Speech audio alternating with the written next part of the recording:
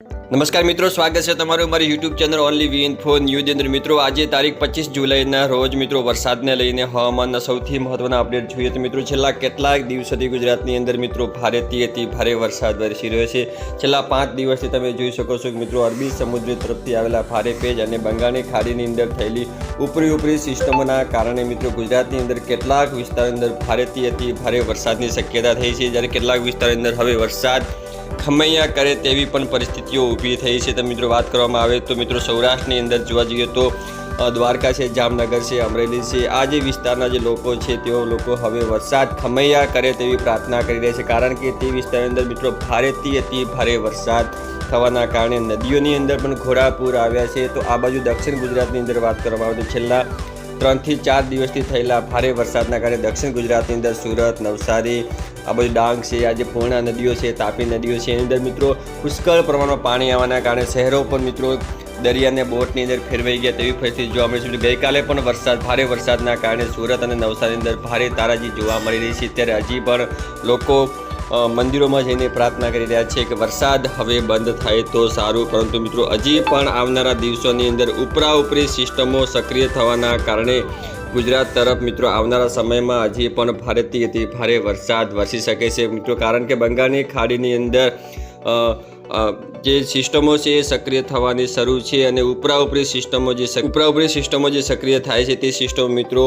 પશ્ચિમ બંગાળમાં થઈને બંગાળની ખાડીની સિસ્ટમ છે ગુજરાત તરફ આવી રહી છે અને આવનારા સમયમાં આ જે સિસ્ટમો છે ગુજરાત તરફ આવવાના કારણે આગામી દિવસોની અંદર પણ ભારે વરસાદની શક્યતા જોવા મળી રહી છે। તો મિત્રો આવનારા દિવસો દરમિયાન ગુજરાતમાં કેવો રહેશે વરસાદી માહોલ, તેમજ મિત્રો આજે પણ દિવસ દરમિયાન ગુજરાતના કયા વિસ્તારની અંદર ભારે વરસાદની શક્યતા રહેલી છે, તમામ અપડેટ મિત્રો આજના વિડીયોમાં જોઈશું। તો મિત્રો વિડીયોને અંત સુધી જોજો, તેમજ મિત્રો અમારી યુટ્યુબ ચેનલ પર આપ નવા હો તો ચેનલને લાઇક, શેર અને સબસ્ક્રાઈબ જરૂર કરશો। તો મિત્રો વાત કરવામાં આવે તો આજની મિત્રો આજે 25 તારીખની અંદર વાત કરવામાં આવે તો 25 તારીખના રોજ મિત્રો વરસાદની ખાસ કોઈ આગાહી કરવામાં નથી આવી, પરંતુ જે દક્ષિણ ગુજરાતના જે વિસ્તારો છે ત્યાં મિત્રો સિસ્ટમ સક્રિય લો પ્રેશર થવાના કારણે વડોદરા છે, સુરતના જે વિસ્તારો છે ત્યાં મિત્રો ભારે વરસાદની શક્યતા રહેલી છે। આ ઉપરાંત બીજા સુરત છે, નવસારી છે, તાપી છે, ત્યાં મિત્રો ભારે વરસાદની શક્યતા જોવા મળી રહી છે, જ્યારે દક્ષિણ ગુજરાતના આ જે વિસ્તારો સિવાય